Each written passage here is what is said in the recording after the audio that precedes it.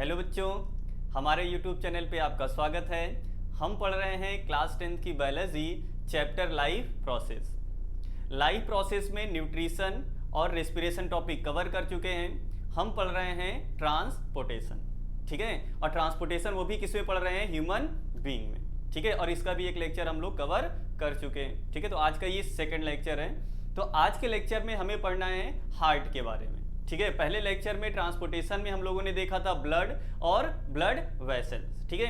एक बार थोड़ा सा रिवीजन करके हम आगे आज का टॉपिक स्टार्ट करेंगे, ठीक है।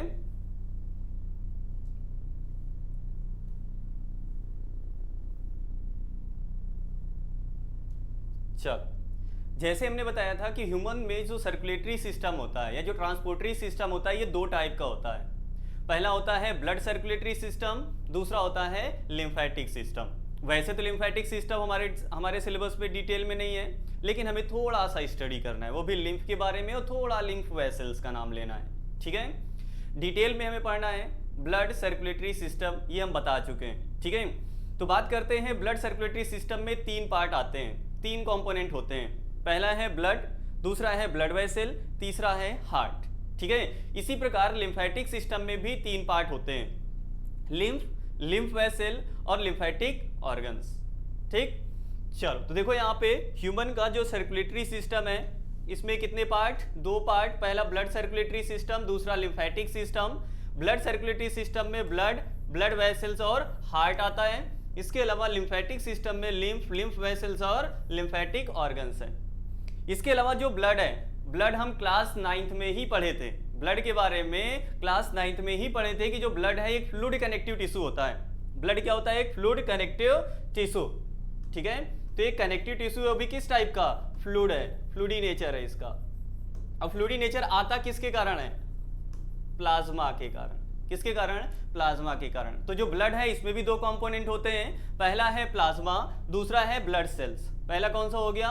प्लाज्मा हो गया, दूसरा ब्लड सेल्स, और इन्हीं ब्लड सेल्स को बोला जाता है फॉर्म्ड एलिमेंट। अभी जो फॉर्म्ड एलिमेंट होते हैं, जो ब्लड सेल्स होती हैं, ये भी थ्री टाइप्स की होती हैं, red blood cell, white blood cell और प्लेटलेट्स। रेड ब्लड सेल को ही बोलते हैं एरिथ्रोसाइट,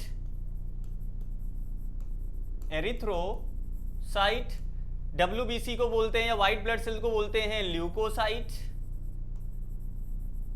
और प्लेटलेट्स को बोलते हैं थ्रोम्बोसाइट, ठीक है। वैसे तो WBC भी दो टाइप का होता है, ग्रेन्युलोसाइट और आग्रेन्युलोसाइट, लेकिन वो हमें यहाँ पे क्लास 10th में नहीं पढ़ना है, वो क्लास 11th में सर्कुलेटरी सिस्टम में पढ़ेंगे हम, ह्यूमन फिजियोलॉजी में। इतनी बात समझ में आई? चलो, फिर उसके बाद हम लोगों ने पढ़ा था कि जो रेड ब्लड सेल है RBC, इसका काम होता है बॉडी में गैसेस का ट्रांसपोर्ट करना, ठीक है। क्योंकि ये जो RBC होता है, इसमें पाया जाता है एक रेड कलर का पिगमेंट हीमोग्लोबिन, जिसके बारे में हम लोगों ने रेस्पिरेशन में भी बात किया था, ठीक है। फिर इसके अलावा जो WBC होता है, व्हाइट ब्लड सेल होता है, इसका काम होता है डिफेंस में हेल्प करना, या हमारे बॉडी का डिफेंस सिस्टम फॉर्म करना, या इम्यून सिस्टम फॉर्म करना, ठीक है। इसके अलावा जो प्लेटलेट्स है, ये क्लॉटिंग में हेल्प करता है। किस में हेल्प करता है? क्लॉटिंग में। समझ में आया? जब कोई इंजरी होती है, ब्लड वेसल में कोई लीकेज हो जाता है, तो उस लीकेज को स्टॉप करने के लिए क्लॉट वगैरह फॉर्म होते हैं, उसमें हेल्प कौन करता है? प्लेटलेट्स। वहां पे मल्टीपल रिएक्शन चलती हैं, और वो स्टार्ट कौन करवाता है? वो रिएक्शंस को प्लेटलेट्स करवाती हैं। इतनी बात समझ में आई? फिर इसके बाद हम लोगों ने देखा था ब्लड वेसल। ब्लड वेसल तीन होती हैं, आर्टरी, वेन और कैपिलरीज। कौन कौन सी? आर्टरी, वेन और कैपिलरीज। जो कैपिलरीज होती हैं, सबसे थिनेस्ट ब्लड वेसल होती हैं। कैपिलरीज सबसे थिनेस्ट ब्लड वेसल होती हैं। इनका जो थिकनेस होता है वो एक सेल के लगभग इक्वल होता है, लगभग, ठीक है। चलो, इसके अलावा हमने बताया था कि जो कैपिलरी होती है, वो हमारे बॉडी के बीच में और ब्लड के बीच में किसी भी मटेरियल का एक्सचेंज होना है, हमेशा हमेशा और हमेशा किसकी मदद से होगा? कैपिलरी की मदद से होगा। और बताया था कैपिलरी की वॉल पे क्या पाए जाते हैं? पोर्स पाए जाते हैं, ठीक है। फिर इसके अलावा हम डिफरेंस पढ़े थे आर्टरी और वेन के बारे में। हमने बताया था जो आर्टरी होती है, ब्लड को हार्ट से बाहर लेकर जाती है, जो वेन्स होती हैं, ब्लड को हार्ट में लेकर आती हैं। पल्मोनरी आर्टरी को छोड़ दिया जाए, बाकी जितनी आर्टरी होती है ऑक्सीजनेटेड ब्लड सप्लाई करती हैं। इसके अलावा पल्मोनरी वेन को छोड़ दिया जाए तो बाकी की जितनी वेन्स होती हैं वो डीऑक्सीजनेटेड ब्लड सप्लाई करती हैं। जो आर्टरी होती है थिक वॉल्ड होती है और इलास्टिक होती है, जबकि जो वेन्स होती हैं ये थिन वॉल्ड होती है। यहाँ पे प्रेशर ज्यादा होता है, यहाँ पे प्रेशर कम होता है। यहाँ पे कोई बैकफ्लो होने का चांस नहीं है, तो यहाँ पे कोई वैल्व वगैरह नहीं पाई जाती है, जबकि जो वेन्स होती हैं यहाँ पर वैल्व पाई जाती हैं। इतनी बात समझ में आई? तो इतना हम लोगों ने पढ़ा था अपने पहले लेक्चर में। ठीक है, आज का हमारा टॉपिक है हार्ट। कौन सा टॉपिक है भाई?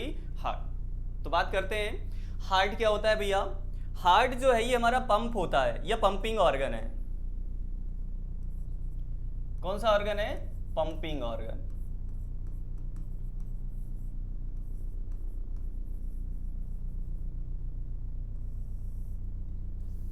जैसे हमारे घरों में वो लगे होता है ना, क्या बोलते हैं, पानी के लिए क्या बोलते हैं, मोटर लगी होती है ना, जो पानी आता है, पानी सप्लाई वगैरह भी आता है, तो एक मोटर लगाते हो, पानी को टैंक वगैरह में लेकर जाता है। ठीक है, तो जिस प्रकार उसका काम होता है वैसे ही हमारे हार्ट का काम होता है। ये कैसे वर्क करता है? पंप की तरह वर्क करता है। कैसे वर्क करता है? पंप की तरह। ठीक है, और ये जो हार्ट है ये मस्कुलर होता है।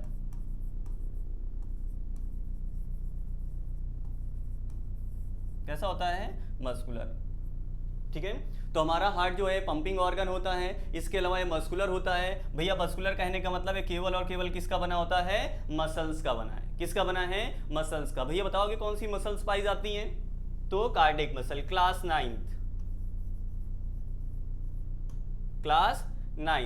नाइन्थ में हम लोगों ने पढ़ा था कि जो मसल्स होती हैं ये 3 टाइप की होती हैं। मेनली 3 टाइप की होती है जो अभी हमें देखना है। पहला था स्केलेटल मसल, दूसरा स्मूथ मसल, और तीसरा कार्डियक मसल। हमने बताया था क्लास 9th में कि जो कार्डिया होता है, कार्डिया का मतलब ही होता है टर्म रिलेटेड टू हार्ट। जैसे जो हार्ट की स्टडी करते हैं उन्हें बोला जाता है कार्डियोलॉजिस्ट। ठीक है, क्या बोला जाता है? कार्डियोलॉजिस्ट। जो ब्रांच होती है उसे बोला जाता है कार्डियोलॉजी वगैरह। ठीक है, तो कार्डिया या कार्डियो वगैरह कहीं पर आता है, इसका मतलब ही क्या होता है? हार्ट होता है। क्या होता है? हार्ट। ठीक है, तो कार्डिक मसल्स ऐसी मसल्स होती हैं जो केवल और केवल कहाँ पर पाई जाती हैं? हमारे हार्ट में पाई जाती हैं। ठीक है, तो कौन सी मसल होती है यहाँ पर? Cardiac muscle. अब एक चीज याद रखना, जो कार्डिक मसल्स होती हैं ये इनवॉलंटरी होती हैं।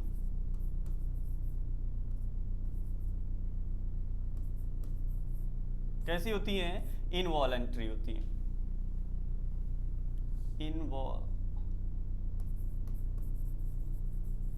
ठीक है, मतलब ये हमारी इच्छा से काम नहीं करती हैं। ठीक है, इसके अलावा जो हमारा हार्ट होता है ये ऑटो एक्साइटेबल होता है भाई। Auto excitable. वैसे तो क्लास 10th में एनसीईआरटी में नहीं दिया गया, क्लास 11th में बताया गया है, लेकिन थोड़ा सा सुनना।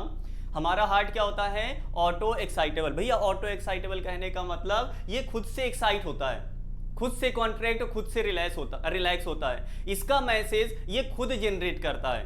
क्या ब्रेन पे डिपेंड है? क्या ब्रेन पे डिपेंड नहीं होता है इंपल्स जनरेट करने के लिए।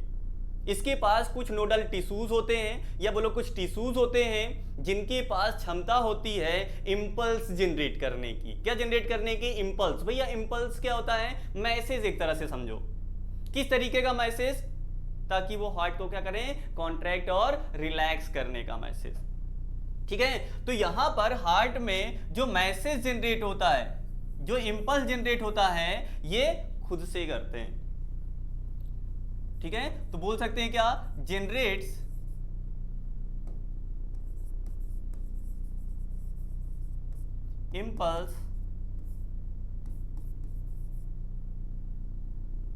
impulse of their own। इतनी बात समझ में आई? चल अब आगे बात करते हैं। हमारा जो हार्ट होता है, हमारे हार्ट में 4 चैम्बर पाए जाते हैं। ऐसे समझो 4 कमरे होते हैं। कितने कमरे होते हैं? 4 कमरे।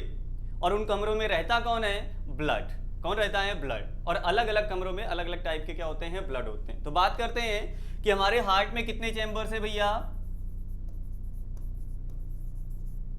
कितने चैम्बर हैं? 4 चैम्बर। कितने चैम्बर? 4। ठीक है, और इन 4 चैम्बर में से 2 ऑरिकल, 2 वेंट्रिकल।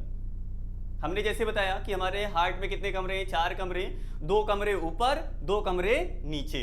ठीक है, ऊपर वाले जो कमरे होते हैं उन्हें बोला जाता है ऑरिकल।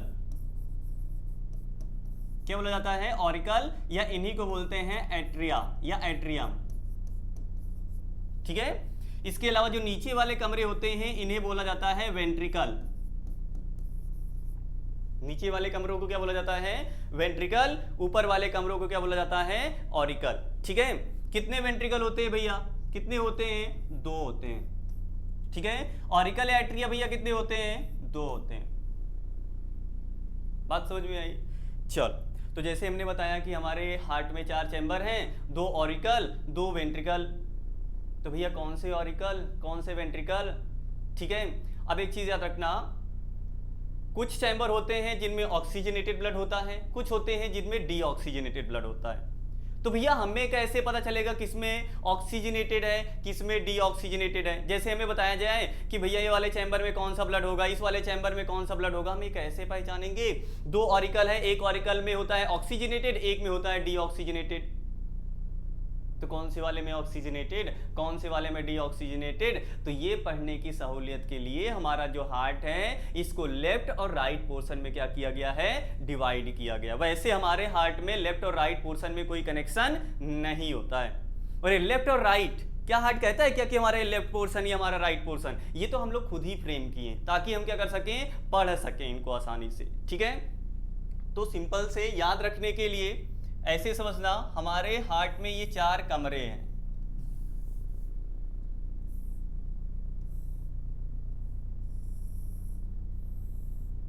हार्ट ऐसे नहीं होता है, ये पढ़ने के लिए ये हमारा लेफ्ट और राइट में डिवाइडेड है। ठीक है। ये वाला पोर्शन मान लिए लेफ्ट और ये कौन सा हो गया? राइट हो गया। ठीक है। अब इसमें भी ये राइट में भी 2 कमरे, लेफ्ट में भी कितने कमरे? 2 कमरे।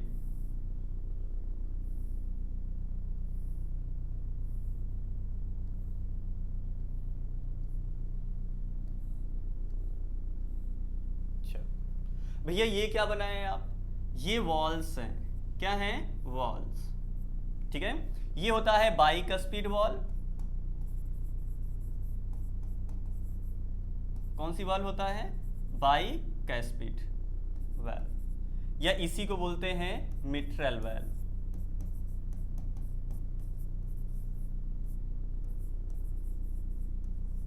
ठीक है। और ये होता है ट्राइकस्पिड वॉल।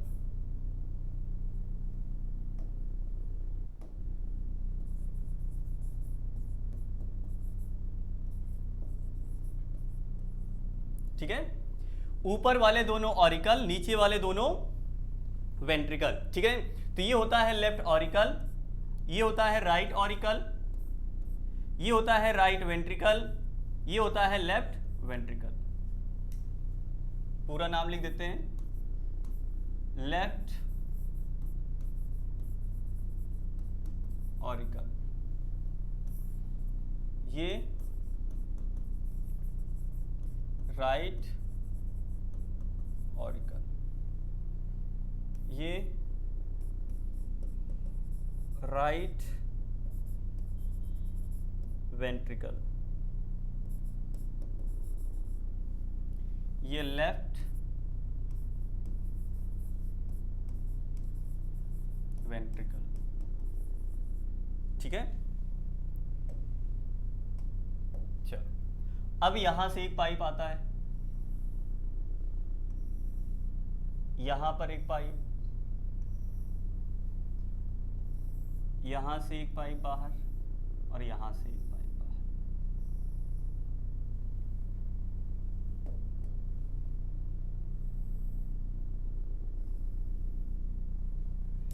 ठीक।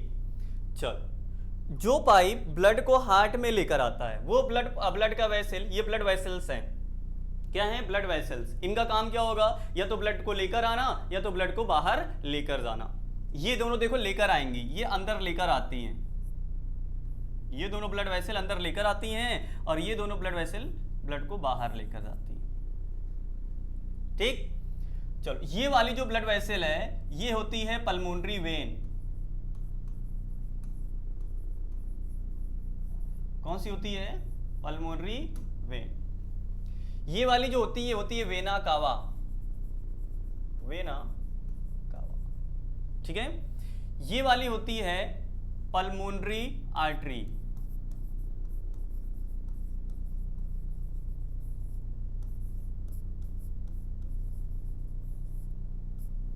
ये वाली होती है iota.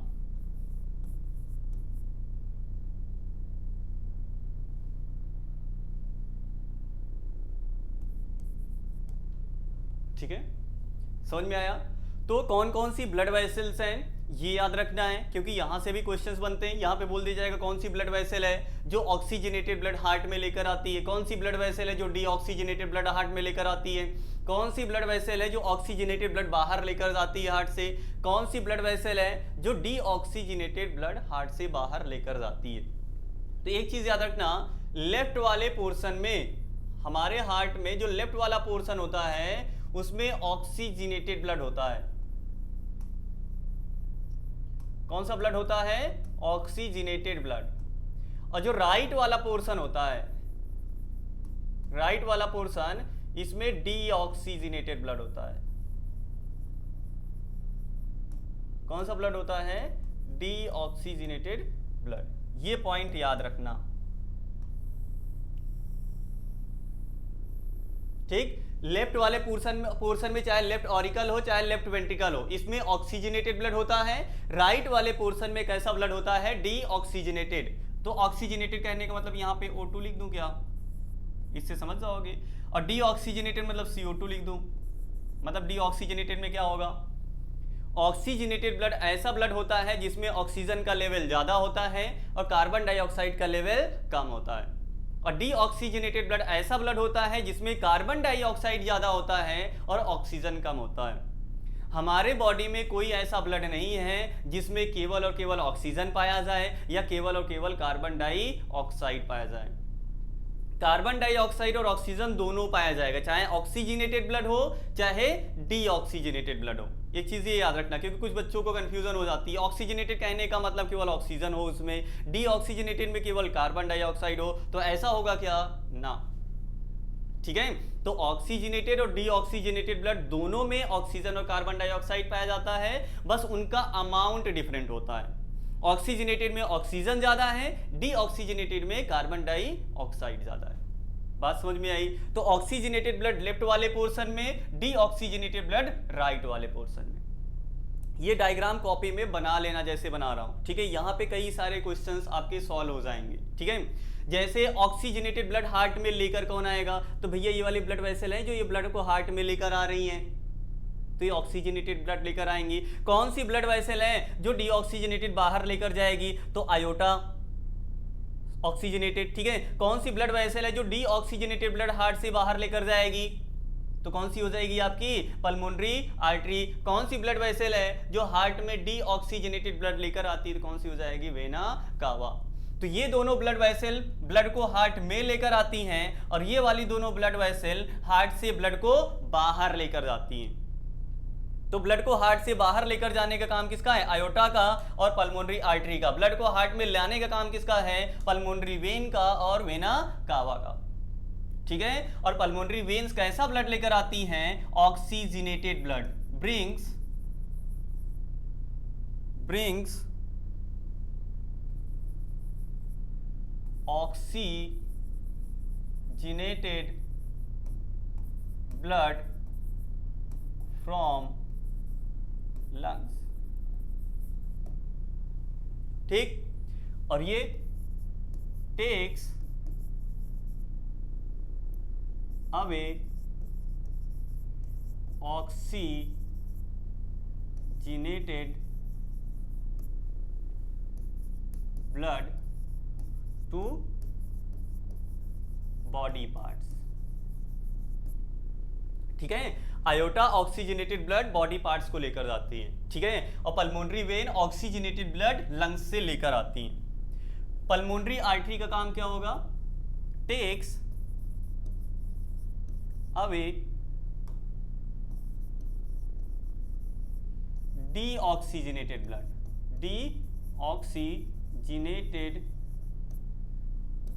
Blood to lungs for oxygenation। तो ये जो पल्मोनरी आर्टरी है ये डीऑक्सीजनेटेड ब्लड लंग्स के पास ले जाती है ताकि इस ब्लड का क्या हो सके, ऑक्सीजनेशन हो सके। क्योंकि हमारे लंग्स में ही क्या होता है, ऑक्सीजनेशन होता है, मतलब जो ऑक्सीजन है वो डिफ्यूज होके ब्लड में आती है और जो कार्बन डाइऑक्साइड ब्लड में है ये डिफ्यूज होके किस में जाता है, क्या बोलते हैं, एल्विलाई में जाता है। बात समझ में आई? चलो, वेना कावा इसका काम क्या है, ब्रिंग्स डीऑक्सीजनेटेड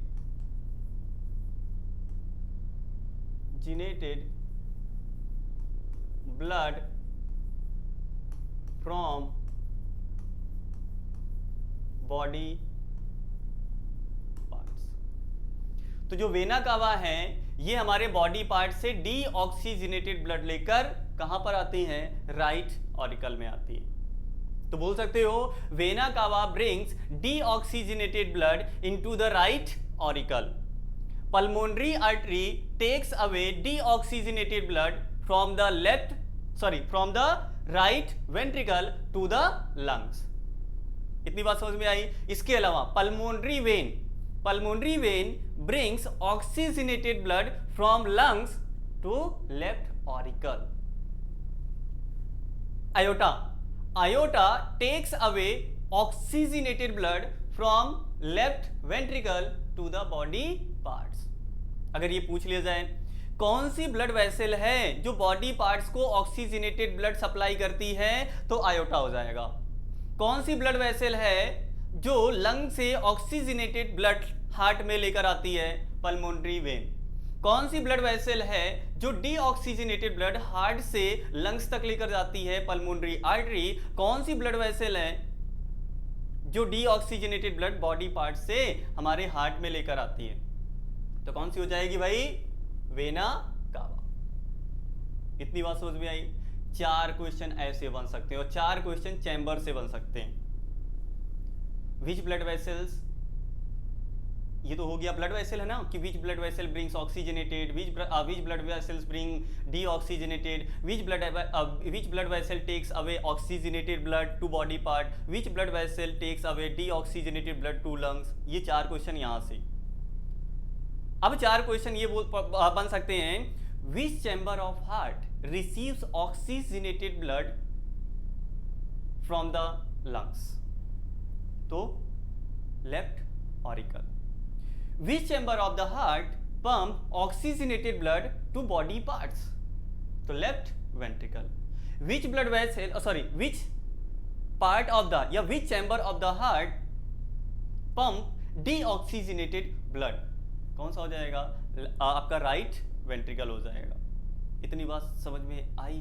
ठीक, तो ऐसे ही यहां पर 4 क्वेश्चंस आपके चैम्बर से बन सकते हैं और 4 क्वेश्चंस आपके किससे बन सकते हैं, इन ब्लड वेसल से बन सकते हैं। यहां तक कोई दिक्कत है? अब यहां पर लेफ्ट ऑरिकल लेफ्ट वेंट्रिकल के बीच में वैल्व पाई जा रही हैं, इनका काम क्या होगा, बैकफ्लो को प्रिवेंट करना। इसके अलावा राइट ऑरिकल और राइट वेंट्रिकल के बीच में भी वाल्व पाई जा रही, कौन सी, ट्राइकस्पिड।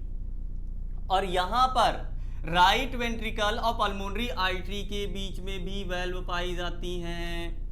आयोटा और लेफ्ट वेंट्रिकल के बीच में भी क्या पाई जाती हैं, वैल्व पाई जाती हैं। और जो दोनों वैल्व होती हैं इनका नाम होता है सेमी ल्यूनर वैल्व। कौन सी वैल्व, सेमी ल्यूनर वैल्व। याद रखना है क्या भैया? यार इतना ज्यादा नहीं पूछा जाएगा, मैं तो कह रहा हूं ट्राइकस्पिड भी आपसे पूछा नहीं जाएगा। बस इतना पूछा जाएगा कि हार्ट में वैल्व पाई जाती हैं कि नहीं पाई जाती, और पाई जाती हैं तो उनका काम क्या होगा। तो हमारे हार्ट में वैल्व पाई जाती हैं ऑरिकल और वेंट्रिकल के बीच में भी, और इसके अलावा वेंट्रिकल और जो आर्टरी होती हैं उनके बीच में भी। इतनी बात समझ में आई? तो यहां पर कौन सी वैल्व होंगी, सेमी ल्यूनर वैल्व। कहां पर लिख दे भैया,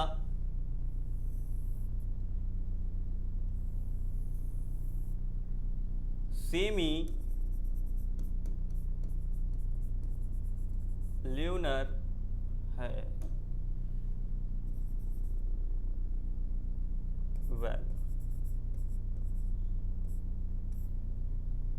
यहां तक कोई दिक्कत? तो ये तो इतना हो गया हार्ट के बारे में थोड़ा कि कौन सा चैम्बर होता है। भैया एग्जाम में आएगा क्या, हमें यही डायग्राम ड्रॉ करना है क्या? तो ऐसे डायग्राम हमें ड्रॉ नहीं करना है, ठीक है। अगर एग्जाम में आता है तो आपको ऐसे हार्ट ड्रॉ करना है, ठीक है। लेकिन यहाँ से सारे पाइप के बारे में पढ़ना, चैम्बर्स के बारे में पढ़ना थोड़ा सा मुश्किल हो जाता है। ऐसे हम इजीली समझ सकते हैं कि कौन से वाले में ऑक्सीजनेटेड, कौन से वाले में डीऑक्सीजनेटेड, कौन सी ब्लड वेसल है जो ब्लड को हार्ट में लेकर आ रही हैं, कौन सी ब्लड वेसल है जो हार्ट से बाहर ब्लड को लेकर जा रही हैं। बात समझ में आई? तो यहां से जो हमारी अंडरस्टैंडिंग है वो क्या हो जाती है, थोड़ी इजी हो जाती है। कोई दिक्कत? चलो अब इसके बाद आगे बात करते हैं कि हमारा जो हार्ट है ये ब्लड को पंप कैसे करता है, ठीक है। मतलब हमें पढ़ना है कार्डियक साइकिल। क्या पढ़ना है? कार्डियक साइकिल, जिसके बारे में एनसीईआरटी में बात नहीं किया गया कार्डियक साइकिल क्या होती है। कार्डियक साइकिल दिया गया एनसीईआरटी में, लेकिन बताया नहीं गया कि कार्डियक साइकिल होती है, ठीक है। कार्डियक साइकिल, ठीक है। अगर किसी प्रोसेस के नाम में बायोलॉजी में अगर किसी प्रोसेस के नाम में साइकिल आ रहा है, मतलब वो प्रोसेस जो होगी वो एक पर्टिकुलर टाइम पीरियड के बाद फिर से क्या होती है, रिपीट होती है। क्या होती है? रिपीट होती है। तो कार्डियक साइकिल क्या होती है? हमारे हार्ट की एक साइकिल होती है जिसमें जो हमारा हार्ट है, ठीक है, वो कॉन्ट्रैक्ट करता है और ब्लड को क्या करता है, पंप करता है। क्या करता है? पंप करता है।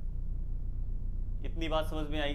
तो कार्डियक साइकिल हमें तो इसकी डेफिनेशन वगैरह पूछा नहीं जाएगा, बस याद रखना हार्ट की एक कंप्लीट साइकिल जिसमें वो बॉडी में क्या करता है, ब्लड को पंप करता है और वहां से वो ब्लड को क्या करता है, रिसीव करता है। इतनी बात समझ में आई? अब इस कार्डियक साइकिल में क्या क्या होता है वो हमें याद रखना है। इस कार्डियक साइकिल में क्या क्या होता है ये हमें याद रखना है। जैसे हमारी जो ऑरिकल हैं वो कॉन्ट्रैक्ट करती हैं, वेंट्रिकल कॉन्ट्रैक्ट करती हैं, ऑरिकल रिलैक्स करती हैं, वेंट्रिकल रिलैक्स करती हैं, ये चीज देखना है, ठीक। चलो एक पॉइंट यहां पर अलग से लिख देते हैं।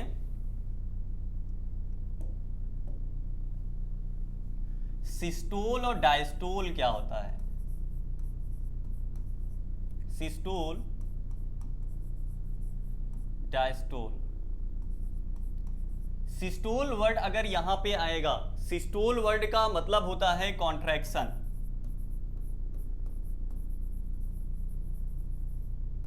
सिस्टोल का मतलब क्या होता है?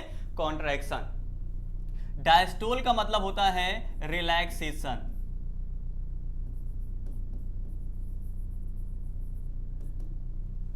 तो सिस्टोल का मतलब क्या होता है? कॉन्ट्रैक्शन, मतलब कॉन्ट्रैक्ट होना। डायस्टोल का मतलब क्या होता है? क्या बोलते हैं? रिलैक्स होना। इतनी बात समझ में आई? जैसे ऑरिकल कॉन्ट्रैक्ट करेंगी तो हम बोलेंगे ऑरिकुलर सिस्टोल। वेंट्रिकल अगर वहां पे क्या बोलते हैं, कॉन्ट्रैक्ट कर रही है तो उसे बोला जाता है वेंट्रिकुलर सिस्टोल, ठीक है। इसके अलावा अगर ऑरिकल रिलैक्स कर रही हैं तो ऑरिकुलर डायस्टोल, अगर वेंट्रिकल रिलैक्स कर रही हैं तो वेंट्रिकुलर डायस्टोल। इतनी बात समझ में आई? तो सिस्टोल का मतलब होता है कॉन्ट्रैक्शन और डायस्टोल का मतलब होता है रिलैक्सेशन। ये पॉइंट याद रखना, ठीक। चलो जैसे यार हम हार्ट बना लेते हैं, फिर से वही डब्बा, कितने चैम्बर? 4 चैम्बर। हार्ट हमारा लेफ्ट और राइट पोर्शन में डिवाइडेड, लेफ्ट वाले में ऑक्सीजनेटेड, राइट वाले में डीऑक्सीजनेटेड। 3 यहाँ पे कस्प लगे होते हैं, फ्लैप्स लगे होते हैं, यहाँ पे 2 फ्लैप्स लगे होते हैं। यहाँ से एक ब्लड वेसल बाहर, एक ब्लड वेसल यहाँ, एक यहाँ, एक यहाँ। ये पल्मोनरी वेन हो गई, ये वेना कावा हो गई, ये पल्मोनरी आर्टरी हो गई, ये कौन सी हो गई? आयोटा हो गई। ये आपका left ventricle, right ventricle, right auricle, left auricle हो गया। यहाँ पे सेमी ल्यूनर वेल्व यहाँ पर भी पाई जाती है, ठीक। उनको जाने दो। अब कार्डियक साइकिल की शुरुआत कैसे होती है? बहुत ज़्यादा यार डिटेल में नहीं है, बहुत यहाँ पर थोड़ा हमें वैसे बताना पड़ेगा। क्लास 11th में बोला गया है, क्लास 11th में बताया जाता है, वहाँ पे डिटेल में क्योंकि है कि राइट ऑरिकल के अपर राइट कॉर्नर पे यहाँ पे एक नोडल टिश्यू पाया जाता है। यहाँ पे होता है एसए नोड। क्या होता है? SA node. और इस ऐसे नोड को ही बोला जाता है पेसमेकर। क्या बोला जाता है? पेसमेकर। शायद कभी नाम सुना हो, ऐसे नोड, पेसमेकर वगैरह, ठीक है, नाम याद नहीं रखना है। इस ऐसे नोड का काम होता है इंपल्स जनरेट करना, जनरेट्स इंपल्स।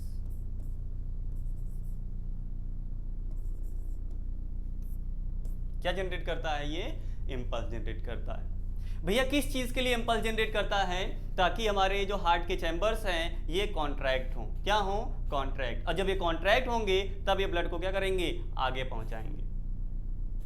तो हमें कार्डियक साइकिल की सबसे पहले शुरुआत करनी है। कैसे? हमारे हार्ट के चारों चैम्बर रिलैक्स फेज में हैं। किस फेज में हैं? रिलैक्स फेज में, ठीक है। तो सबसे पहला कार्डियक साइकिल का जो फेज होता है उसे बोला जाता है ज्वाइंट डायस्टोल। क्या बोला जाता है? Joint diastole.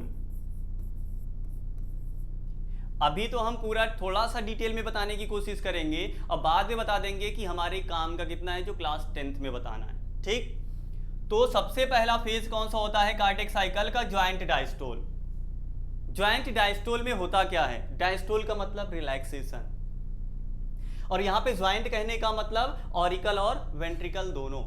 अब एक चीज याद रखना, ये दोनों ऑरिकल एक साथ कॉन्ट्रैक्ट करती हैं और ये दोनों वेंट्रिकल एक साथ कॉन्ट्रैक्ट करती हैं। पहले ऑरिकल कॉन्ट्रैक्ट करेंगी, फिर वेंट्रिकल कॉन्ट्रैक्ट करती हैं। और एक चीज और याद रखना, हमारे हार्ट का चारों चैम्बर एक साथ कॉन्ट्रैक्ट नहीं कर सकता है। हमारे हार्ट का चारों चैम्बर एक साथ कॉन्ट्रैक्ट नहीं कर सकता है। अगर एक साथ हमारे हार्ट के चारों चैम्बर कॉन्ट्रैक्ट किए तो हार्ट की मसल्स डैमेज हो सकती है। क्या हो सकती है? हार्ट की मसल्स डैमेज हो सकती है। ऐसा काम नहीं होता है। तो याद रखना, चारों चैम्बर एक साथ रिलैक्स फेज में तो हो सकते हैं लेकिन एक साथ कॉन्ट्रैक्ट नहीं कर सकते हैं। पहले ऑरिकल कॉन्ट्रैक्ट करती हैं, फिर वेंट्रिकल कॉन्ट्रैक्ट करती हैं। जब ऑरिकल कॉन्ट्रैक्ट करती हैं तो वेंट्रिकल वहां पे रिलैक्स रहती हैं। जब वेंट्रिकल कॉन्ट्रैक्ट करती हैं तो ऑरिकल क्या होती हैं? रिलैक्स होती हैं। तो देखो, सबसे पहला फेज है ज्वाइंट डायस्टोल। डायस्टोल का मतलब हमने क्या होता है? रिलैक्सेशन। जब ज्वाइंट डायस्टोल होगा तो हमारे हार्ट के चारों चैम्बर, ज्वाइंट डायस्टोल में हमारे हार्ट के चारों चैम्बर रिलैक्स फेज में होंगे। किस फेज में होंगे? रिलैक्स फेज में। और जब हार्ट के चारों चैम्बर रिलैक्स फेज में होंगे तो क्या होगा? जो ब्लड है वो फ्रीली पल्मोनरी वेन से लेफ्ट ऑरिकल से कहां जाएगा? लेफ्ट वेंट्रिकल जाएगा। और इसके अलावा इधर वेना कावा से जो ब्लड है वो राइट ऑरिकल में आएगा। राइट ऑरिकल से कहां पर जाएगा? राइट वेंट्रिकल में। ये इतना हो गया, ठीक है। तो ये कौन सा फेज है? Joint diastole. अब इसके बाद क्या होगा? जो पेस मेकर है ये इंपल्स जनरेट करता है। क्या जनरेट करेगा? इंपल्स जनरेट करेगा। और ये जो इंपल्स होगा ये सिस्टोल के लिए होगा। किसके लिए होगा? सिस्टोल के लिए। और सबसे पहले सिस्टोल किसका होगा? ऑरिकल्स का। तो नेक्स्ट फेज जो होता है वो होता है ऑरिक्यूलर सिस्टोल। नेक्स्ट क्या आता है?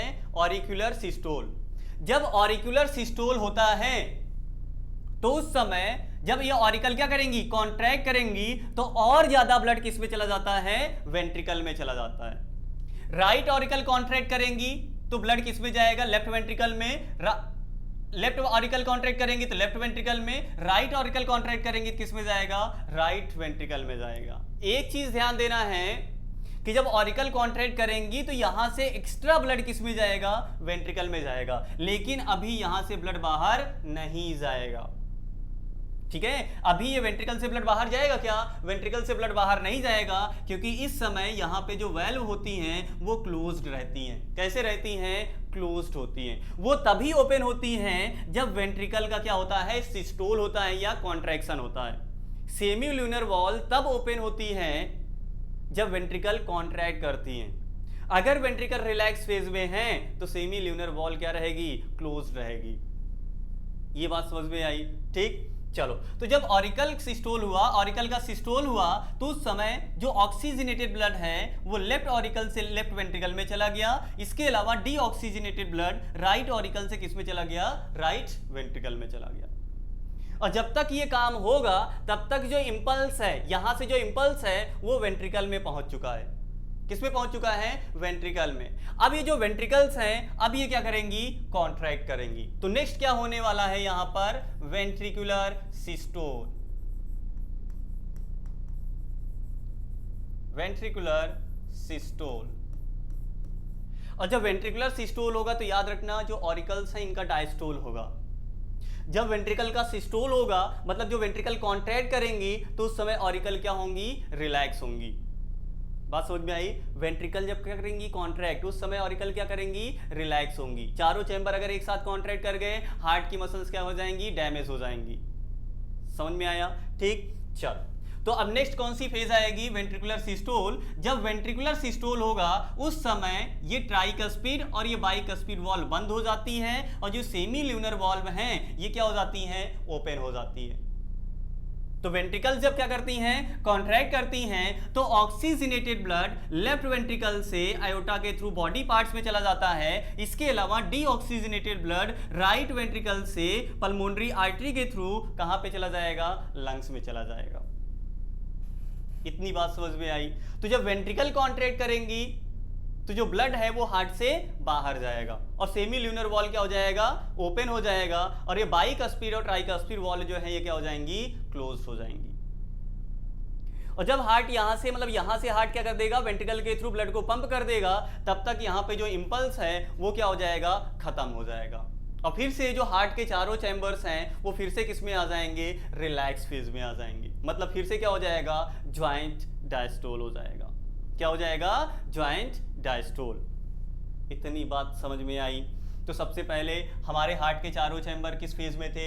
रिलैक्स फेज में थे। जब हार्ट के चारों चैम्बर रिलैक्स फेज में रहते हैं तो ब्लड फ्रीली लेफ्ट ऑरिकल में आता है, पल्मोनरी वेन के थ्रू लेफ्ट ऑरिकल से लेफ्ट वेंट्रिकल जाता है। इधर वेना कावा से ब्लड डीऑक्सीजनेटेड राइट ऑरिकल से राइट वेंट्रिकल जाता है। जब ऑरिकल्स कॉन्ट्रैक्ट करती हैं तो और ज्यादा ब्लड, क्लास 11th की एनसीईआरटी में बोला गया है कि 30% एक्स्ट्रा ब्लड किस में चला जाता है? वेंट्रिकल में चला जाता है। जब क्या होता है? ऑरिकुलर सिस्टोल होता है। लेकिन वो परसेंटेज हमें नहीं याद रखना, बस याद रखना है जो ऑरिकल कॉन्ट्रैक्ट करती हैं तो और ज्यादा ब्लड किस में जाता है? वेंट्रिकल में। और जो वेंट्रिकल कॉन्ट्रैक्ट करती हैं तो जो ब्लड है वो हार्ट से बाहर जाता है। भैया क्या इतना डिटेल में हमें क्लास 10th में लिखना है? नहीं, बता रहा हूं कितना लिखना है। सबसे पहले आप चाहे लेफ्ट से शुरू करो चाहे राइट से शुरू करो, हम लेफ्ट से शुरू करते हैं। कहां से शुरू करेंगे? लेफ्ट से। ठीक है, देखना जरा कहीं पेज खाली है, यहां पर आ जाओ।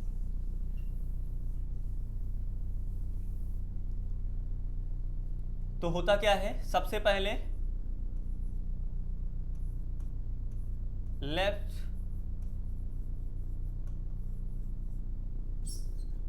ऐसे,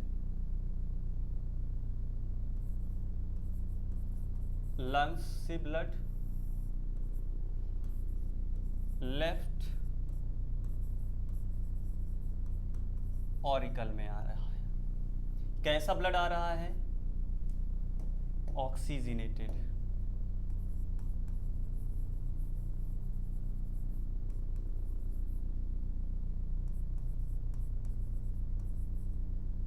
ठीक है, तो लंग से ऑक्सीजनेटेड ब्लड लेफ्ट ऑरिकल में आता है। लेफ्ट ऑरिकल से किस में जा रहा है? लेफ्ट वेंट्रिकल में जा रहा है। किस में जा रहा है? लेफ्ट वेंट्रिकल में।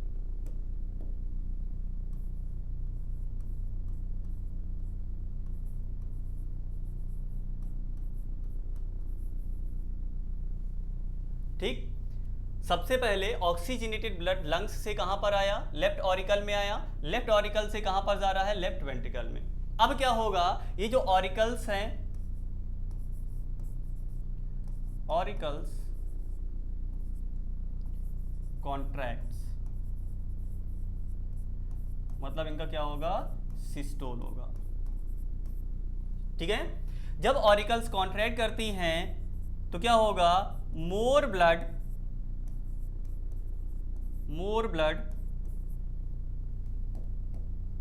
Is transferred to left ventricle.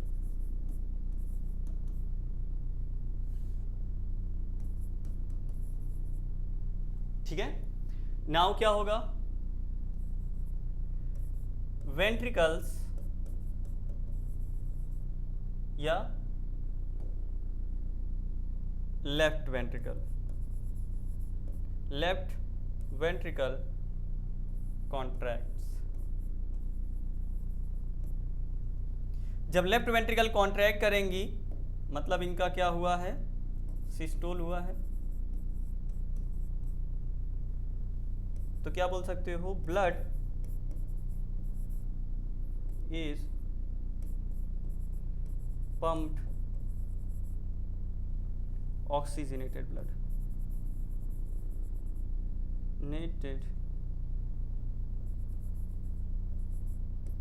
blood is pumped from left ventricle to body parts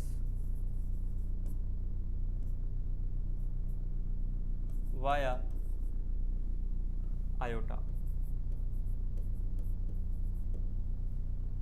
ठीक है, तो ये तो लेफ्ट वाले का काम हो गया कि लंग से ऑक्सीजनेटेड ब्लड कहाँ पे आ रहा था, लेफ्ट ऑरिकल में आ रहा था। लेफ्ट ऑरिकल से कहाँ पे जा रहा है, लेफ्ट वेंट्रिकल में। अब इसके बाद क्या होगा, जो लेफ्ट ऑरिकल्स हैं, लेफ्ट ऑरिकल्स ये क्या होती हैं, लेफ्ट ऑरिकल क्या करती है, कॉन्ट्रैक्ट करती है। लेफ्ट ऑरिकल क्या करेगी, कॉन्ट्रैक्ट करेगी। ऑरिकल ये क्या करती है, कॉन्ट्रैक्ट करती है। जब लेफ्ट ऑरिकल कॉन्ट्रैक्ट करती है, ज़्यादा ब्लड और किस में ट्रांसफर होता है, लेफ्ट वेंट्रिकल में। देन लेफ्ट वेंट्रिकल कॉन्ट्रैक्ट करती है, इसका सिस्टोल होता है। जब लेफ्ट वेंट्रिकल का सिस्टोल होता है तो जो ऑक्सीजनेटेड ब्लड है वो लेफ्ट वेंट्रिकल के थ्रू बॉडी पार्ट्स में क्या कर दिया जाता है, पंप कर दिया जाता है। और किसके थ्रू जाता है ये, आयोटा के थ्रू। ठीक है, चलो अब नेक्स्ट क्या होगा,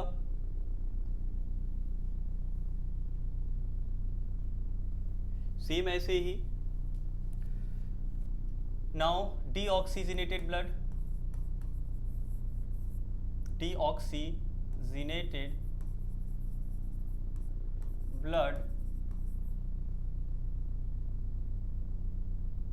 is brought,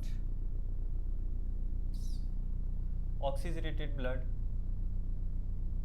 ऐसे बोलो, vena cava brings oxygenated blood,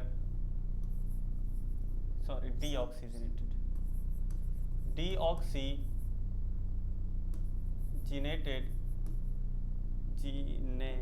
spelling mistake, genated blood to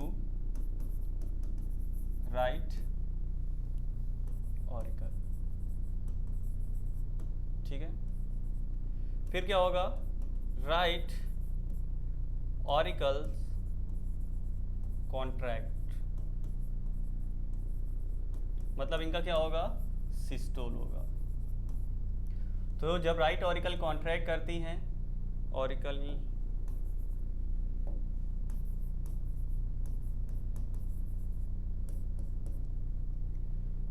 more blood या blood is transferred to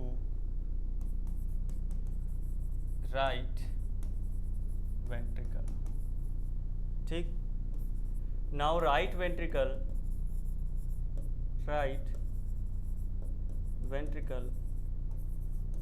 contracts, मतलब इसका क्या होगा, सिस्टोल होगा। तो क्या बोलोगे, deoxygenated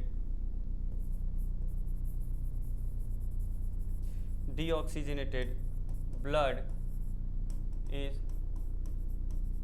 pumped by right ventricle to कहाँ पे, lungs via pulmonary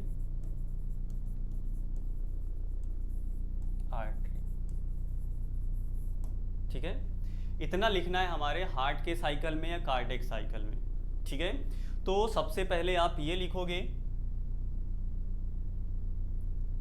कि लंग से ऑक्सीजनेटेड ब्लड लेफ्ट ऑरिकल में आता है। ठीक है, लेफ्ट ऑरिकल से लेफ्ट वेंट्रिकल में जाता है, या आप इतना भी छोड़ सकते हो यहाँ पे। ठीक, इतना पे लिखो तब में भी काम हो जाएगा कि ऑक्सीजनेटेड ब्लड लंग्स में आता है लेफ्ट ऑरिकल में। तब लेफ्ट ऑरिकल जो होती है क्या करती हैं, कॉन्ट्रैक्ट करती हैं। जब लेफ्ट ऑरिकल कॉन्ट्रैक्ट करती हैं तो ब्लड ट्रांसफ़र होता है। ठीक है, मोर ब्लड या ब्लड लिख दो बस, इनफ है, बहुत ज़्यादा है ना, घुमाना नहीं है। तो क्या बोलोगे, blood is transferred to the left ventricle, then left ventricle contracts. जब लेफ्ट वेंट्रिकल कॉन्ट्रैक्ट करती है तो oxygenated blood is pumped from left ventricle to the body parts via aorta. ठीक है, देन इसके बाद क्या होगा, vena cava brings deoxygenated blood to right auricle. Right auricle क्या करेंगी, देन कॉन्ट्रैक्ट करेंगी, मतलब इनका सिस्टोल होगा। जब राइट ऑरिकल का सिस्टोल होगा तो जो ब्लड है वो ट्रांसफर हो जाएगा किसमें, राइट वेंट्रिकल में ट्रांसफर हो जाएगा। अब राइट वेंट्रिकल क्या करेंगी, कॉन्ट्रैक्ट करेंगी। तो जब राइट वेंट्रिकल कॉन्ट्रैक्ट करेंगी मतलब उनका जब सिस्टोल होगा तो जो डीऑक्सीजनेटेड ब्लड है वो पंप कर दिया जाएगा राइट वेंट्रिकल के थ्रू, किसको, लंग्स को। और कौन लेकर जाएगा, ये पल्मोनरी आर्टरी। ये पॉइंट में आपको लिखना है वहाँ पे। ठीक है, वहाँ पे इसका नाम नहीं लेना है ज्वाइंट डायस्टोल, ठीक है, ऑरिकुलर सिस्टोल, ऑरिकुलर क्या बोलते हैं डायस्टोल या वेंट्रिकुलर सिस्टोल। और ये पूरी प्रोसेस होने में 0.8 सेकेंड लगता है। ये पूरी प्रोसेस हमने जितना बताया, ये प्रोसेस पूरी होने में कितना समय लगता है, मात्र 0.8 सेकेंड। कितना लगता है, 0.8 सेकेंड। ठीक है, मतलब इस 0.8 सेकेंड में ज्वाइंट डायस्टोल, ऑरिकुलर सिस्टोल और वेंट्रिकुलर सिस्टोल होता है। तो हमारे एक हार्ट की एक साइकिल के दौरान कितना टाइम लिया जाता है, 0.8 सेकेंड। और एक मिनट में ये जो प्रोसेस है अप्रॉक्सीमेटली 72 टाइम्स होती है। कितने टाइम्स होती हैं, 72 टाइम्स। इतनी बात समझ में आई। चलो, तो ये हो गया हमारे हार्ट की साइकिल। नेक्स्ट हमें देखना है डबल सर्कुलेशन। क्या देखना है, डबल सर्कुलेशन। जो सर्कुलेशन होता है ये 3 टाइप का होता है। ठीक है, पहला है सिंगल सर्कुलेशन, दूसरा है इनकम्प्लीट डबल सर्कुलेशन, तीसरा है डबल सर्कुलेशन। ठीक है, ये हम थोड़ा सा आगे पढ़ने से पहले हम थोड़ा सा डिस्कस करेंगे, थोड़ा सा जगह आ जाएगी। कि जो वर्टिब्रेट्स होते हैं, वर्टिब्रेट्स, ठीक है, वर्टिब्रेट्स क्या होते हैं, animals that have vertebral column.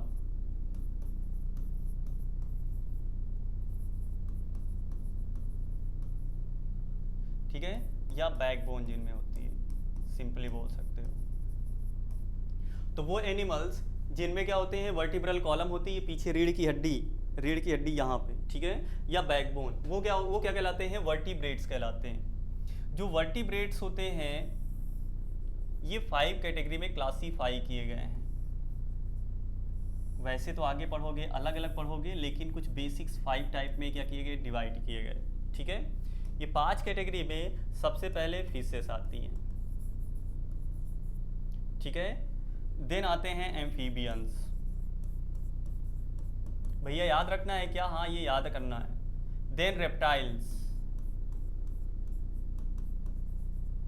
Then birds, इन्हीं को एप्स भी बोला जाता है, और मैमल्स। हम लोग इस कैटेगरी में आते हैं, मैमल्स में। ठीक है, तो जो वर्टिब्रेट्स होते हैं इनकी 5 कैटेगरी होती है, फिशेस, एम्फीबियंस, रेप्टाइल्स, बर्ड्स और मैमल्स। बोलो जरा मेरे साथ, फिशेस, एम्फीबियंस, रेप्टाइल्स, बर्ड्स और मैमल्स। ठीक है, अब यहाँ पे देखना है किसमें कितने चैम्बर हार्ट पाए जाते हैं। हमें बस यहाँ पे याद रखना है किसमें कितने चैम्बर हार्ट होते हैं। यहाँ पे 2 चैम्बर्ड हार्ट होता है,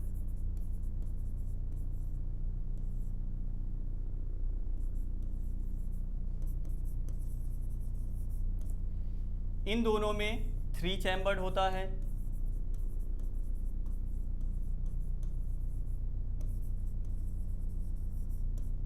और इन दोनों में 4 चैम्बर्ड हार्ट होता है।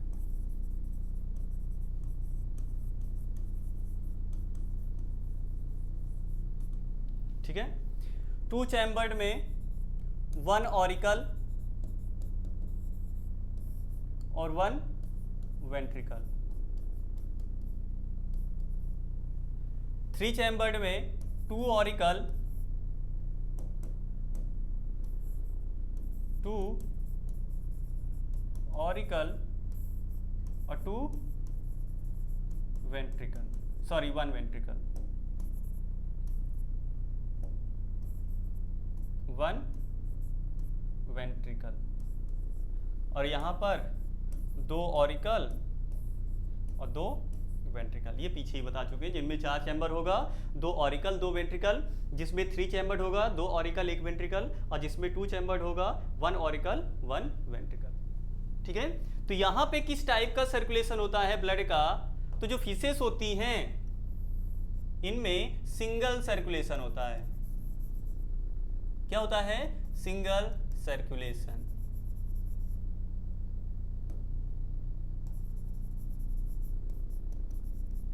इनमें इनकम्प्लीट डबल सर्कुलेशन होता है। इनकम्प्लीट डबल सर्कुलेशन होता है और इनमें डबल सर्कुलेशन है।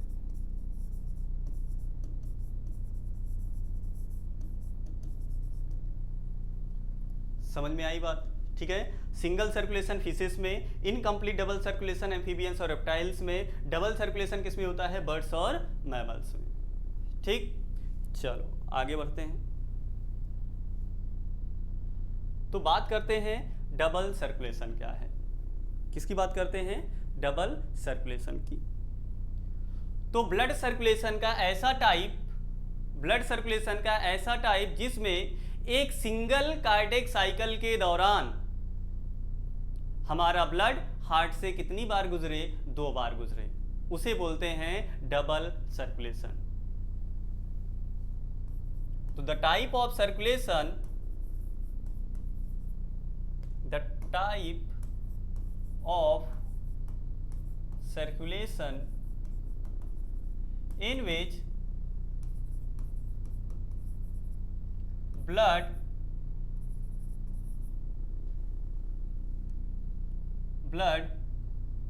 comes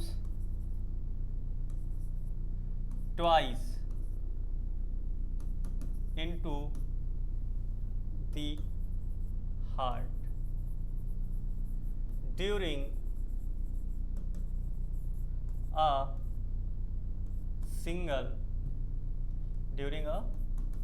single cycle is called double circulation. ठीक है, तो ब्लड सर्कुलेशन का ऐसा टाइप जिसमें ब्लड हार्ट से 2 बार गुजरे या हार्ट में 2 बार आए एक सिंगल साइकिल के दौरान, एक सिंगल साइकिल के दौरान जब हार्ट से ब्लड 2 बार गुजरे तो इस प्रकार के सर्कुलेशन को बोलते हैं हम डबल सर्कुलेशन। क्या बोलते हैं भैया? Double circulation. और इस डबल सर्कुलेशन में या डबल सर्कुलेशन को पढ़ने के लिए हम 2 पार्ट में इसको क्या कर दिए हैं? क्लासिफाई कर दिए। पहला होता है वेंट्रिकुलर सर्कुलेशन,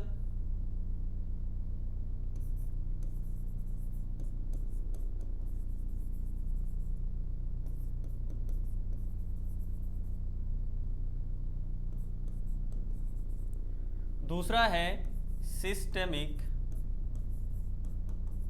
सर्कुलेशन। ठीक है,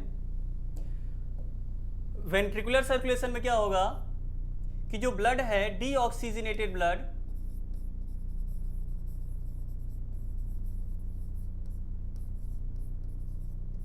जो डीऑक्सीजनेटेड ब्लड होगा वो लेफ्ट वेंट्रिकल से ऐसे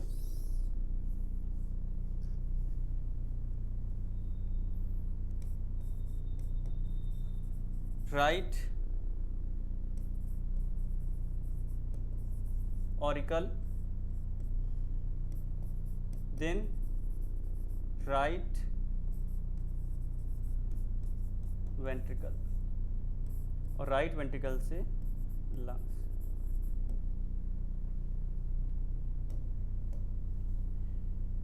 डीऑक्सीजनेटेड ब्लड,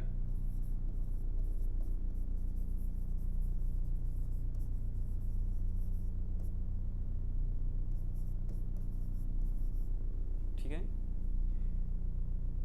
यहां पर भी deoxygenated blood,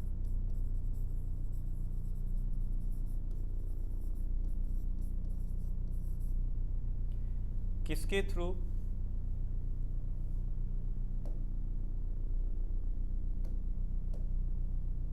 bye pulmonary artery.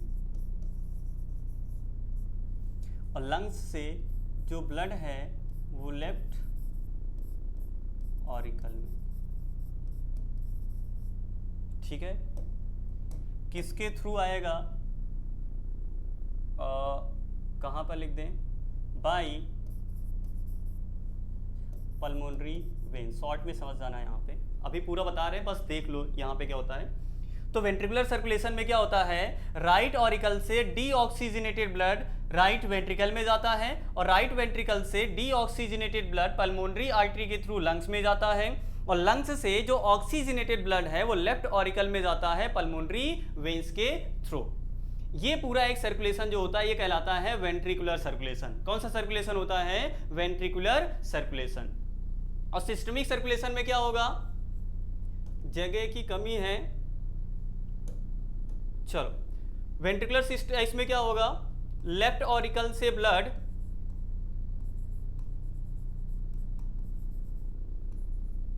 Left ventricle जाएगा, लेफ्ट वेंट्रिकल से जाएगा बॉडी पार्ट्स, और बॉडी पार्ट से राइट ऑरिकल, ठीक है। यहां पे कैसा ब्लड होगा? Oxygenated blood, oxygenated blood, deoxygenated blood, समझ जाओगे ना। O2 मतलब ऑक्सीजनेटेड, CO2 मतलब डीऑक्सीजनेटेड, ठीक है। तो आपको सिस्टमिक सर्कुलेशन में क्या बोलना है कि in systemic circulation oxygenated blood goes from left auricle to left ventricle, then from left ventricle to body parts, where exchange of materials between blood and tissues takes place, and from there deoxygenated blood is brought back into the right auricle. ये जो circulation होता है ये कहलाता है systemic circulation. क्या कहलाता है? Systemic circulation. अब एक चीज याद रखना, हमारे बॉडी में ब्लड के बीच में और टिश्यूज के बीच में किसी भी मटेरियल का एक्सचेंज होना है वो सिस्टमिक सर्कुलेशन के दौरान होगा। यहां पर ब्लड के बीच में और सेल्स के बीच में किसी भी मटेरियल का एक्सचेंज नहीं होगा वेंट्रिकुलर सिस्टोल में। वेंट्रिकुलर सिस्टोल में केवल क्या होता है, सॉरी वेंट्रिकुलर सर्कुलेशन में, वेंट्रिकुलर सर्कुलेशन में केवल और केवल ब्लड को ऑक्सीजनेट किया जाता है। क्या किया जाता है? ऑक्सीजनेट। ब्लड के बीच में और टिश्यू के बीच में किसी भी मटेरियल का एक्सचेंज होना है वो किस में होगा? सिस्टमिक सर्कुलेशन में होगा। इतनी बात समझ में आई? तो ये होता है हमारा कौन सा? Double circulation. तो डबल सर्कुलेशन में एक वेंट्रिकुलर सर्कुलेशन होता है, दूसरा कौन सा होता है? सिस्टमिक सर्कुलेशन होता है। वेंट्रिकुलर सर्कुलेशन में राइट ऑरिकल से डीऑक्सीजनेटेड ब्लड आप बोलोगे राइट वेंट्रिकल में जाता है, राइट वेंट्रिकल से जो डीऑक्सीजनेटेड ब्लड है वो पल्मोनरी आर्टरी के थ्रू लंग्स में पंप किया जाता है, फिर वहां से जो ऑक्सीजनेटेड ब्लड है वो लेफ्ट ऑरिकल में आता है। किसके थ्रू आता है? पल्मोनरी वेन के थ्रू। बस ये वाला सर्कुलेशन वेंट्रिकुलर, और इसके बाद का जितना सर्कुलेशन बचता है वो किस में आ जाएगा? सिस्टमिक सर्कुलेशन में आ जाएगा। कोई दिक्कत? चलो आ जाओ, देखो जरा। अब सर्कुलेशन देखना है फीसेस में। सर्कुलेशन इन फीसेस कैसा सर्कुलेशन होता है? इसमें सिंगल सर्कुलेशन होता है, सिंगल सर्कुलेशन होता है, ठीक। जैसे मान लो ये फिश का क्या है, हार्ट है, ऊपर ऑरिकल, नीचे वेंट्रिकल।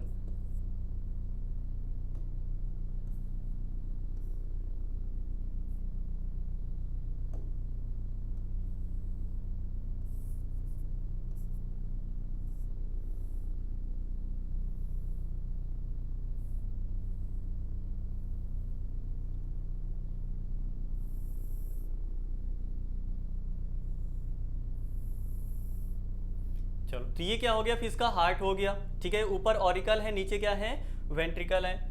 वेंट्रिकल से जो ब्लड होता है, वेंट्रिकल से जो ब्लड है ये पास किया जाता है गिल्स पे।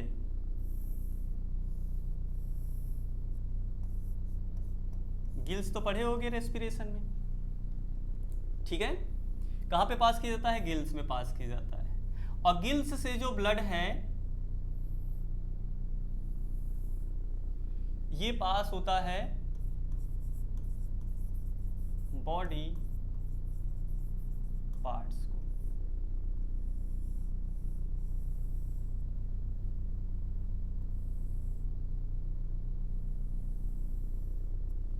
देन बॉडी पार्ट से जो ब्लड है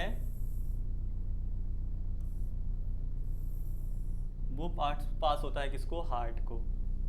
किसको, हार्ट को। ये क्या है, हार्ट है।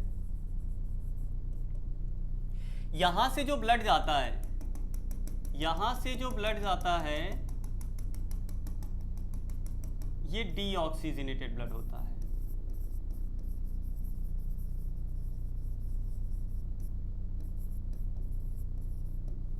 अब यहां से जो ब्लड जाएगा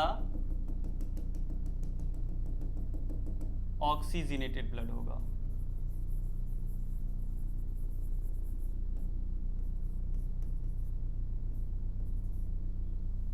और बॉडी पार्ट से जो ब्लड वापस आता है ये डीऑक्सीजनेटेड ब्लड होता है।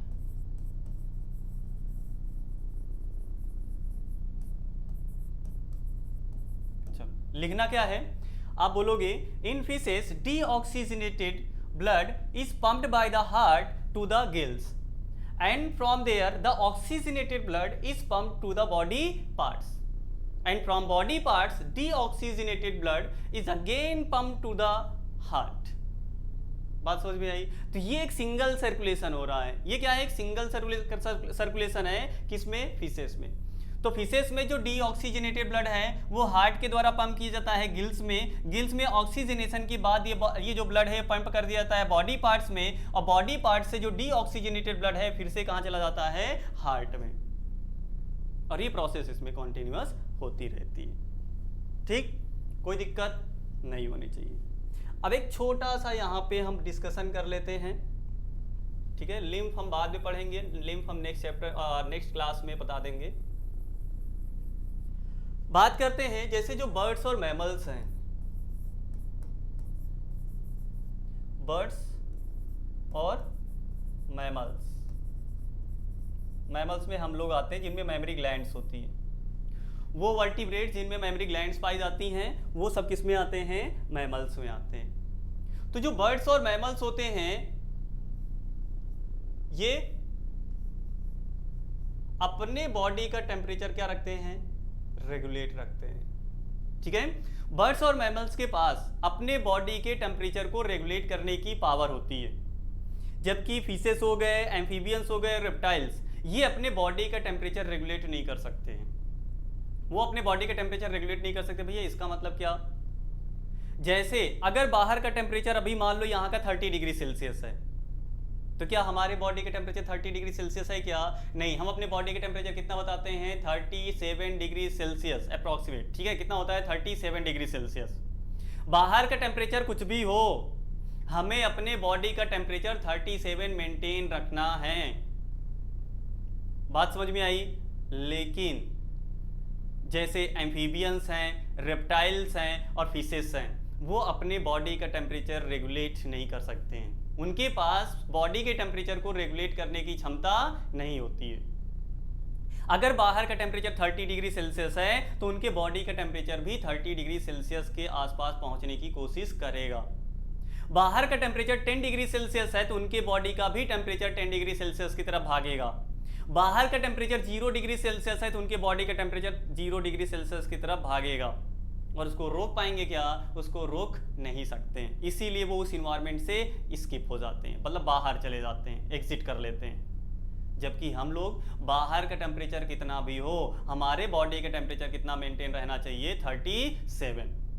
तो बर्ड्स और मैमल्स जो होते हैं ये अपने बॉडी का टेम्परेचर रेगुलेट कर लेते हैं, जबकि एम्फीबियंस, रेप्टाइल्स और फिशेस ये अपने बॉडी का टेम्परेचर रेगुलेट नहीं कर पाते हैं। ठीक है, और अगर ये अपने बॉडी का टेम्परेचर रेगुलेट कर रहे हैं तो उसके लिए एनर्जी की जरूरत ज्यादा होगी, और एनर्जी तभी ज्यादा प्रोड्यूस होगी जब बॉडी में ऑक्सीजन ज्यादा होगी। रेस्पिरेशन, कौन सी प्रोसेस? रेस्पिरेशन। रेस्पिरेशन ज्यादा, एनर्जी ज्यादा। तो अगर हमें अपने बॉडी का टेम्परेचर मेंटेन रखना है तो उसके लिए एनर्जी की रिक्वायरमेंट क्या होगी? ज्यादा होगी। और अगर एनर्जी की रिक्वायरमेंट ज्यादा है तो ऑक्सीजन का सप्लाई भी ज्यादा होना चाहिए। तो बर्ड्स और मैमल्स में होता क्या है, जो हार्ट होता है वो लेफ्ट और राइट पोर्शन में डिवाइडेड होता है ताकि ऑक्सीजनेटेड और डीऑक्सीजनेटेड ब्लड आपस में कभी मिक्स ना हो। क्यों? ये क्वेश्चन आता है कि बर्ड्स और मैमल्स में जो लेफ्ट और राइट पोर्शन होता है वो डिवाइडेड होता है, वहां पर ऑक्सीजनेटेड और डीऑक्सीजनेटेड ब्लड मिक्स नहीं होता है। ऐसा क्यों होता है? क्योंकि बर्ड्स और मैमल्स को अपने बॉडी का टेम्परेचर मेंटेन करना होता है, जिसके लिए एनर्जी की रिक्वायरमेंट ज़्यादा होती है, और उस एनर्जी की रिक्वायरमेंट को ज़्यादा फुलफिल करने के लिए ऑक्सीजन की डिमांड ज़्यादा, और ऑक्सीजन का डिमांड जब ज़्यादा है तो ऑक्सीजन का सप्लाई भी क्या होना चाहिए? ज़्यादा से ज़्यादा। इसीलिए बर्ड्स और मैमल्स में जो हार्ट होता है वो लेफ्ट और राइट पोर्शन में डिवाइडेड होता है ताकि जो ब्लड है ऑक्सीजनेटेड और डीऑक्सीजनेटेड वो आपस में मिक्स ना हो। ठीक है, तो क्या लिख सकते हो? Birds and mammals have to maintain their body temperature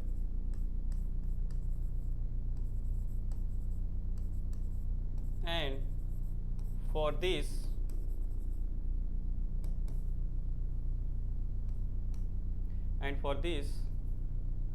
process more oxygen is needed, and for more oxygen and for efficient oxygen supply their hearts are divided into left and right chamber to prevent any mixing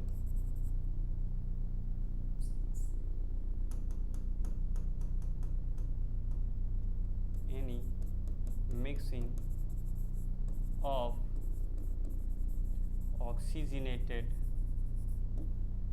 and